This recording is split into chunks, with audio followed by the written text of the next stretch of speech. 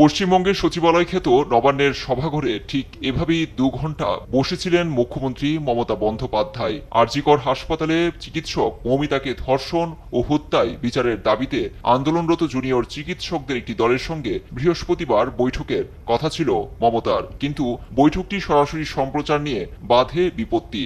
সরাসরি সম্প্রচার না করার খবরে বাইরে থেকে ফিরে যান জুনিয়র চিকিৎসকরা। পরে নবান্নে সংবাদ সম্মেলনে মুখ্যমন্ত্রী মমতা জানান, অনেকেই তার হয়তো পদত্যাগ চাচ্ছেন, জনগণ চাইলে পদত্যাগ করতেও রাজি আছেন তিনি।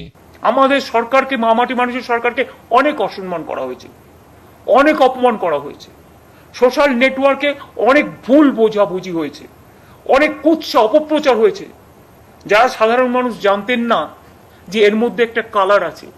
মানুষ এসেছিলেন বিচার চাইতে তিলোত্তমার, কিন্তু আশা করি মানুষ বুঝতে পারছেন ওরা বিচার চায় না, ওরা চায় চেয়ার।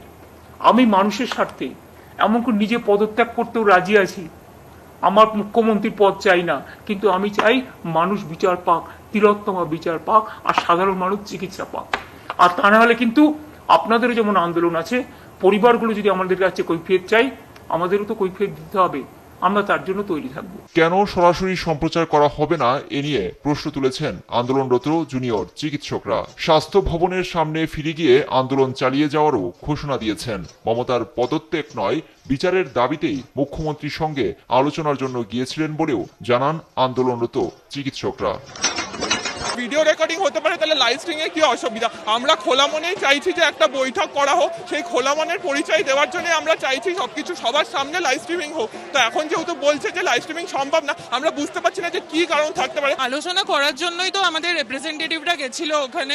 লাইভ স্ট্রিমিং করতে দিচ্ছে না মানে নিশ্চয়ই ওনারা কিছু একটা ভয় পাচ্ছেন। এদিকে আরজিকর কাণ্ডের প্রতিবাদরত সাধারণ মানুষের আন্দোলনে সমর্থন জানিয়েছেন রাজ্যপাল সিভি আনন্দ বোস। সামাজিক মাধ্যমে এক বার্তায় তিনি জানান, মুখ্যমন্ত্রী মমতাকে সামাজিকভাবে বয়কটের সিদ্ধান্ত নিয়েছেন। বলেন, রাজ্যপাল হিসেবে বসে থাকতে পারেন না তিনি, এমনকি সরকারের কোনো অনুষ্ঠানেও মমতা থাকলে তা বয়কট করবেন বলেও উল্লেখ করেন রাজ্যপাল। আদালতের নির্দেশে আরজিকরে চিকিৎসক মৌমিতাকে ধর্ষণ ও হত্যার ঘটনার তদন্ত করছে সিবিআই। গেল 9 আগস্ট কলকাতার আরজিকর মেডিকেল কলেজ হাসপাতালে ওই নারী চিকিৎসকের ক্ষতবিক্ষত মরদেহ পাওয়া যায়। ওই ঘটনার প্রতিবাদ ও বিচারের দাবিতে পশ্চিমবঙ্গ সহ ভারত জুড়ে চলছে বিক্ষোভ। আন্দোলনে চিকিৎসকদের অংশগ্রহণে রাজ্যের স্বাস্থ্য পরিষেবা ভেঙে পড়ার উপক্রম। দিনকে দিন পরিস্থিতি আরও জটিলের দিকে।